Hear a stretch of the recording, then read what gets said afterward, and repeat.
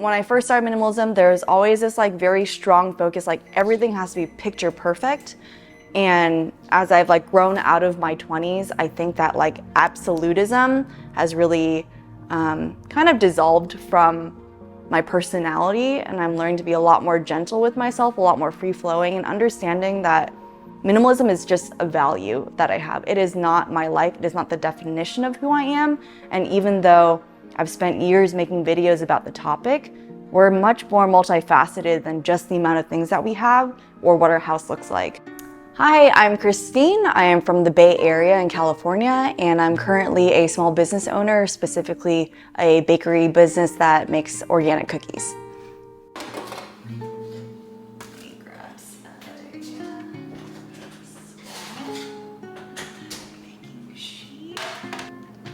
I'll let these frost a little bit first too. I do think my parents always instilled in me the value of experiences. I was one of probably the youngest people in my class that understood that Santa Claus was not a real thing. We didn't have a Christmas tree every single year with presents underneath it. And I know that sounds like really sad to some people, but looking back on it, I'm kind of glad that my parents instilled the value that I don't need to have a birthday party every year with like presents and materialistic things. And while I did feel like sometimes I was missing out, I try to thrive on experiences, hobbies, and yeah, I'm really grateful that they've raised me that way. I think the most eye-opening thing for me when I was in college was understanding the huge disconnect between the things that we consume and where they end up going. And that's really what kind of brought to light the whole issue of plastic waste. Especially when I was studying packaging, I became very aware of how much we didn't know about plastics, how much we didn't know about how much it takes to create a package and to test it, and then we throw it away within seconds of use. So just seeing this very cyclical, but like just planned cycle of obsolescence and just throwing things away was really unsettling for me. And that's really what opened my eyes to see, okay, I want to see if I can be part of the solution with education or designing better packaging that's more sustainable, or also in my own life trying to use less so that I can, be a better steward of the planet that we've been given. This is one of the pieces that I built with the help of my friends and my husband. It's designed to be like a bench and storage unit to allow guests to have some extra seating, so the goal is to have some cushions for this as well. Initially, the main purpose of it was to actually hide Cooper's crate where he would usually sleep, but he has graduated from that crate, so we don't use it for that anymore. We do use it to store things like, right now I have exercise things in here, I have yoga mats, some weights and stuff, so I use that whenever I'm exercising in the morning. And on the other side, I'm usually storing my personal belongings, like my purse. It's just nice to have something concealed, but something that can also double as storage. And I spent 4 years, I think, making this because I have too many hobbies. But the thing about taking the time to really be selective about when you're building something and how you want it to look and the wood and the materials that you want to use, it takes a lot of time, but that investment and that emotional process with it, I think it helps you to make that process all the more intentional, which is also part of my, I would say minimalist philosophy, and also just trying to be more conscious about, where things are coming from and how it's going to end up in the home too. Yeah. So that's my bench.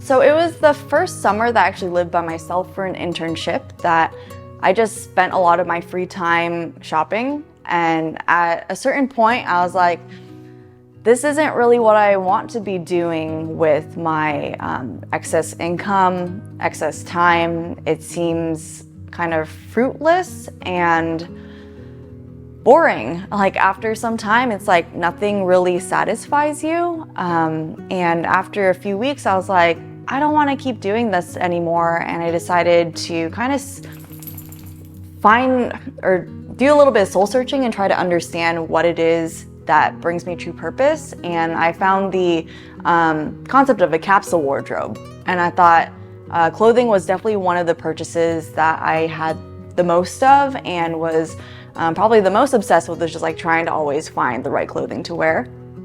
But I just really was quite intrigued by the idea of paring down your wardrobe to just the essentials and simplifying, and yeah, the rest is history. So in regards to my wardrobe, let's go to my bedroom over here. We don't have too much closet space. It's not like a walk-in closet or anything over here.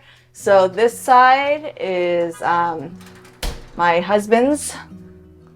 As you can see, he has more clothes than I do because this is my side. It's not as much. I mean, this is everything excluding like pajamas and activewear.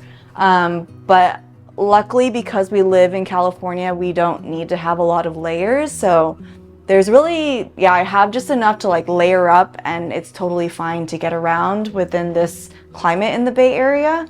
When I was living by myself, when I was like first starting minimalism, definitely felt like I always had to buy a lot of things, and it took me a long time to kind of figure out what I wanted in my closet.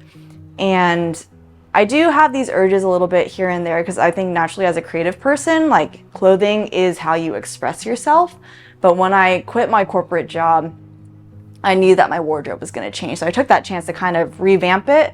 Before it was a lot of business casual clothing, but now I really like pieces that are from other like independent artists and creatives. So I'm wearing pieces from a brand called Black Crane, and she's based in LA. So I really love her pieces. They're very comfortable, made from natural fabrics, and just really love the aesthetic that she brings as well. But a lot of the pieces in here, like this one right here, is from Vestige Story. She's based in Vancouver. She's also one of my close small business owner friends, but I love being able to have that connection with the designers.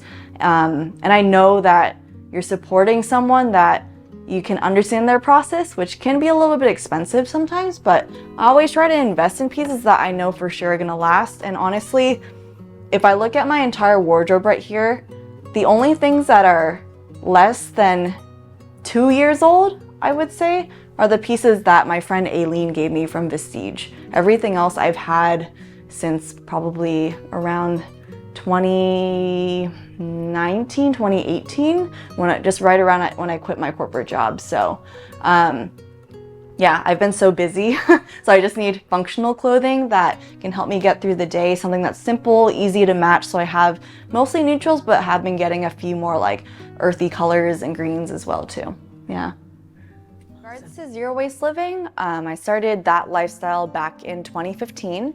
It's just all about, like, if you think about it very tangibly, the next time you throw something away into your trash can, like thinking about, can it be recycled? Can it be composted? Is there a reusable option for it? Can it be repaired? Like, there's a lot of different ways to think about how waste goes to and from your household. But you can find, I guess the easiest way to like start reducing waste is if you have the option.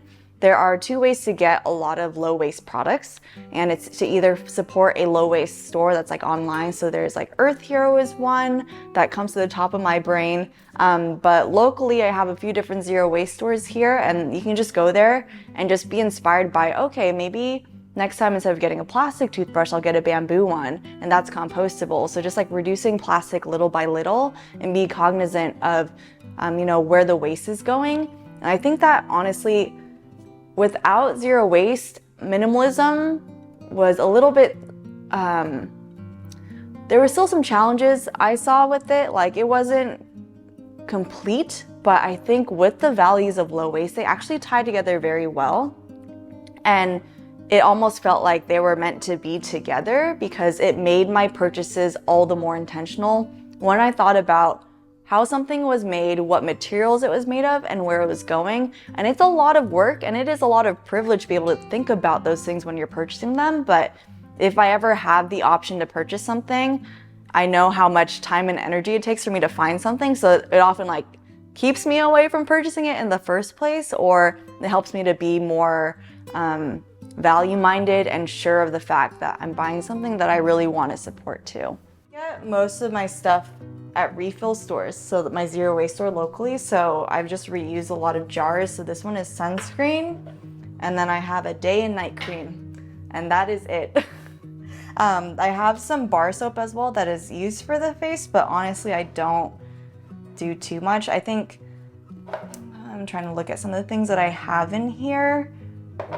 Sometimes I use this face mask right here, which is from another small brand. And then this was definitely a splurge purchase.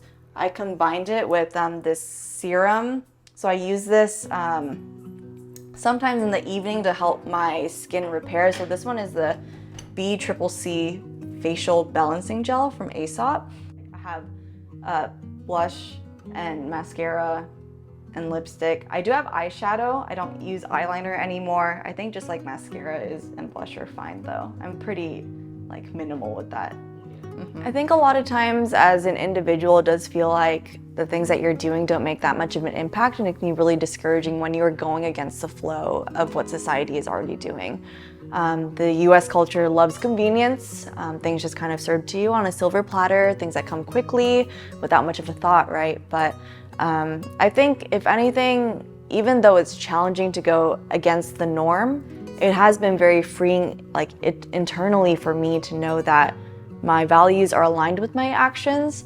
And even though some people might not understand what I'm doing at the get-go, I think when you lead by action, you don't always have to tell them like why you're doing what you're doing. They just kind of like learn who you are as a person, and they learn to appreciate the things that you're doing too.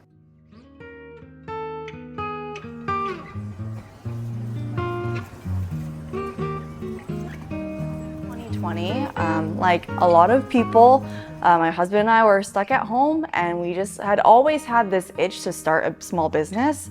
I think that's always like the catchphrase, like let's start a business, but you don't know how hard it is until you actually go through it for like several years. But growing up, I just kind of always knew that a bakery business was something kind of on my radar, or something that came very naturally to me. It wasn't until recently that I actually looked at some old photos from my childhood, my like high school and college years. It made me really realize how much I baked. I baked so much, but I've always had it in my mind to start a cookie company because that's my favorite thing to eat as a dessert, favorite thing to develop recipes in because I love the science. Like it's a very simple baked good, but at the same time it's complicated. And when you start a business, it's difficult to make thousands of them well. So I like that challenge. I like that scientific aspect of it. But I knew that, I guess one of the things from the get-go when we were starting this business is like, what's gonna set us apart from our competitors? Like, why does our business exist? And I always knew that with my background in sustainability, my passion for the farm to table movement, I wanted to highlight the beauty of California and all the produce and the food that we grow here. So it's always been about highlighting local farmers, food producers, connecting them to where they're coming from through something as simple as a cookie and just getting that conversation going. So that's why we wanted to get it started, and we've been going at it for 3 years.